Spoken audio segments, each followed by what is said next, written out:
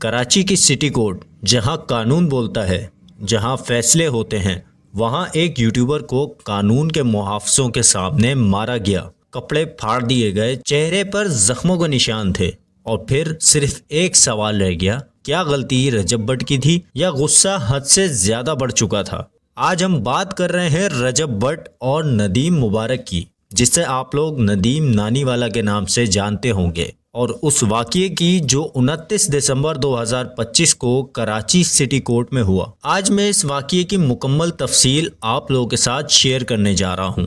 रजब भट्ट एक मशहूर पाकिस्तानी यूट्यूबर है। लग्जरी लाइफस्टाइल, महंगी गाड़ियाँ, बोल्ड व्लॉग्स और कंट्रोवर्शियल कंटेंट, ये सब उसकी पहचान बन चुकी है। लेकिन 2025 आते आते रजब भट्ट का नाम सिर्फ व्यूज तक महदूद नहीं रहा, बल्कि एफआईआर्स, रिलीजियस कंट्रोवर्सी और कोर्ट केसेस का हिस्सा बन गया।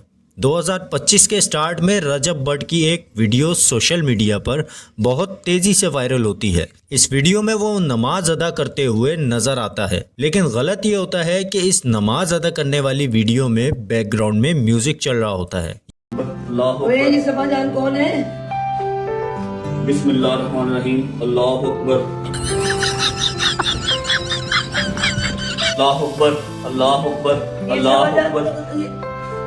यहीं से मसला शुरू हो जाता है। लोगों का ये कहना था कि नमाज जैसी पाक इबादत को कंटेंट और म्यूजिक के साथ मिक्स करना तौहीन के जुमरे में आता है। मुख्तलिफ शहरों में कंप्लेंट्स फाइल होती हैं, रिलीजियस सेंटिमेंट्स हर्ट होने का इल्ज़ाम लगता है और यहाँ से रजब भट्ट के खिलाफ लीगल एक्शन का सिलसिला शुरू हो जाता है। इसी दौरान रजब भट्ट अपने एक व्लॉग में वकीलों और लीगल सिस्टम के हवाले से ऐसे अल्फाज बोल देते हैं जो बहुत से लॉयर्स को सख्त तौहीन आमेज लगते हैं। रजब भट्ट का अपनी एक वीडियो में कहना था कि कुछ लॉयर्स सिर्फ पैसे के लिए काम करते हैं और कोर्ट सिस्टम जानबूझकर इन्फ्लुएंसर्स को फंसाता है। ये अल्फाज आग में घी की तरह काम करता है। कराची वाले वकील साहब की कहते हैं कि हमने नाम भी ईसीएल में डलवा दिया, हमने पासपोर्ट भी ब्लॉक करवा दिया, हमने उसको यूके से लाहौर भी बुला लिया।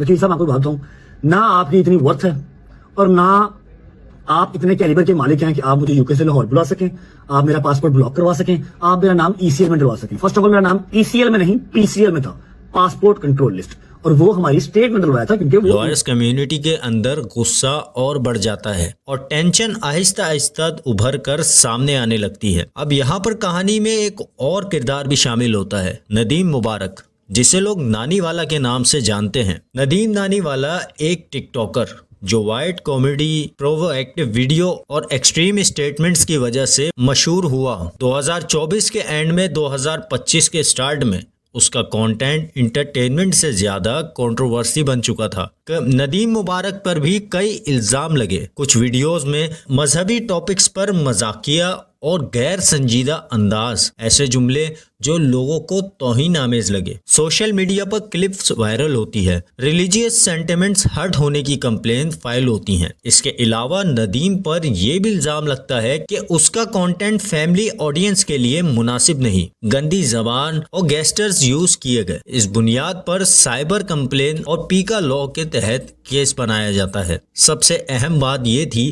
कि रजब भट्ट और नदीम नानीवाला सिर्फ दोस्त नहीं थे, बल्कि कोलैबोरेशन और कंट्रोवर्सीज में भी साथ साथ थे। जब रजब भट्ट की नमाज वाली वीडियो और वकीलों के खिलाफ बयान वाला मसला उठा तो नदीम नानीवाला भी इन्वेस्टिगेशन के दायरे में आ गया। 2025 के एंड तक सूरत हाल ये हो चुकी थी कि रजब भट्ट पर भी मल्टीपल केसेस और नदीम नानीवाले पर भी मल्टीपल केसेस चल रहे थे। दोनों को अरेस्ट होने का खतरा था, इसलिए दोनों ने फैसला किया कि पाकिस्तान वापस आकर कोर्ट के सामने सरेंडर कर दिया जाए। 10 दिसंबर 2025 को रजब भट्ट और नदीम मुबारक लंदन से पाकिस्तान वापस आते हैं। इस्लामाबाद हाई कोर्ट रजब भट्ट और नदीम मुबारक को 10 दिन का प्रोटेक्टिव बेल दे देती है ताकि वो अरेस्ट के बगैर रेलिवेंट कोर्ट्स के सामने अपेयर हो सकें। कराची सिटी कोर्ट से मिलने वाली इंटर्म बेल 20 दिसंबर 2025 को एक्सपायर हो जाती है और कोर्ट दोबारा से हाजिरी का ऑर्डर देता है। इसका मतलब साफ था,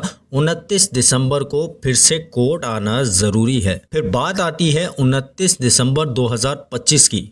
सुबह का वक्त था, रजब भट्ट और Nadeem Naniwala central city court Karachi पहुंचते हैं। कोर्ट प्रेमिसेस में पहले से लॉयर्स का एक ग्रुप मौजूद होता है। माहौल पहले ही टेंस में होता है। जैसे ही दोनों अंदर जाते हैं, अचानक हालत कंट्रोल से बाहर हो जाती है। बिना किसी वार्निंग के लॉयर्स का एक ग्रुप रजब भट्ट पर हमला कर देता है। रजब भट्ट को थप्पड़, मुक्के और धक्के मारे जाते हैं। उस दौरान रजब भट्ट की शर्ट भी फाड़ दी जाती है। चेहरे पर और ठोडी पर इंजरी आ जाती है। नदीम नानीवाला बीच बचाव की कोशिश करता है। वो अपने दोस्त को काफी प्रोटेक्ट कर रहा होता है, लेकिन उस पर भी हाथ उठाया जाता है। उसके कपड़े भी फाड़ दिए जाते हैं। कोर्ट के कॉरिडोर में अफरा तफरी मच जाती है। सिक्योरिटी फेल हो जाती है और लोग मोबाइल निकालकर वीडियोस बनाना शुरू कर देते हैं। हमला करने वाले लॉयर्स का कहना होता है कि रजब भट्ट ने व्लॉग में वकीलों की तौहीन की, उनके प्रोफेशन को बदनाम किया, इसलिए उन्हें सबक सिखाना जरूरी था। लेकिन सवाल यही पैदा होता है, क्या अल्फाज का जवाब तशद्दुद होता है? हमले के बाद रजब भट्ट के वकील पुलिस स्टेशन जाकर FIR दर्ज करवाते हैं। 15 से 20 लॉयर को एक्यूज बनाया जाता है, जिन पर तशद्दुद, धमकी और गुंडागर्दी जैसे इल्जामात लगते हैं। रजब भट्ट और नदीम मुबारक का ये भी कहना है कि हमारे पास एक बैग था जिसमें हमारे लैपटॉप्स, मोबाइल फोन और 3 लाख रुपए कैश थे। जब वो बैग हमें दोबारा मिला तो उसमें से कैश गायब था और बाकी चीजें ऐसी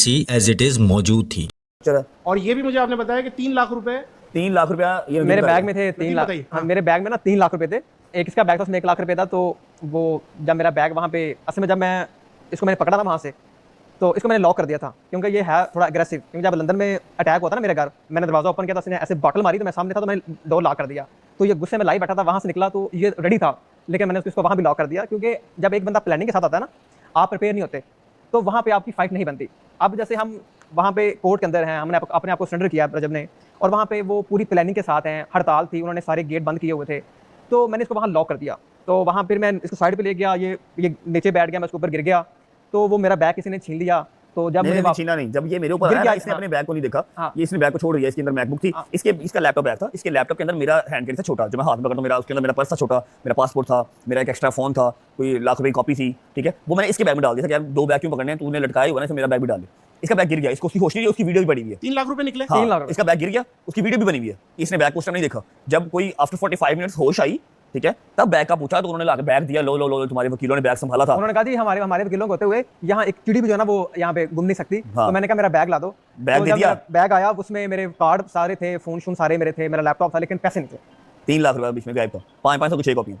दूसरी तरफ कराची बार एसोसिएशन इस हमले को रिएक्शन कहकर जस्टिफाई करने की कोशिश करती है। FIR के खिलाफ प्रोटेस्ट और बायकॉट होता है, जिसकी वजह से कोर्ट प्रोसीडिंग्स मुतासिर होती हैं। जनवरी 2026 में मसला और बढ़ जाता है जब पंजाब बार काउंसिल रजब भट्ट के लॉयर का लाइसेंस सस्पेंड कर देती है। इसका मतलब होता है कि रजब भट्ट को नया लॉयर ढूंढना पड़ेगा और इसके लीगल बैटल और ज्यादा मुश्किल में पड़ जाते हैं। कोर्ट आखिरकार रजब भट्ट को इंटर्न बेल एक्सटेंड कर देती है और अगली हेयरिंग जनवरी के मिड में रख दी जाती है। यहाँ एक बात बिल्कुल क्लियर है, नदीम नानीवाला सिटी कोर्ट सिर्फ दोस्ती की वजह से नहीं आया था, वो खुद अपने केसेस फेस कर रहा था। कोर्ट में जो तशद्दुद हुआ उसके बाद नदीम मुबारक पर कोई नया केस रजिस्टर्ड नहीं हुआ, लेकिन पब्लिक परसेप्शन में वो रजब भट्ट के साथ ही कंट्रोवर्सी का चेहरा बन गया। ये कहानी सिर्फ रजब भट्ट या नदीम नानीवाला की नहीं, ये कहानी सोशल मीडिया की हदों की है, अल्फाज और जिम्मेदारी की है, और इस सवाल की है कि क्या कानून के घर में कानून ही कमजोर पड़ गया? रजब भट्ट गलत था या नहीं, ये फैसला कोर्ट को करना है। लेकिन सिटी कोर्ट कराची में जो कुछ भी हुआ वो पाकिस्तान के लीगल सिस्टम पर एक सवाल छोड़ गया, जिसका जवाब सिर्फ एक केस नहीं, पूरा निजाम मांगता है।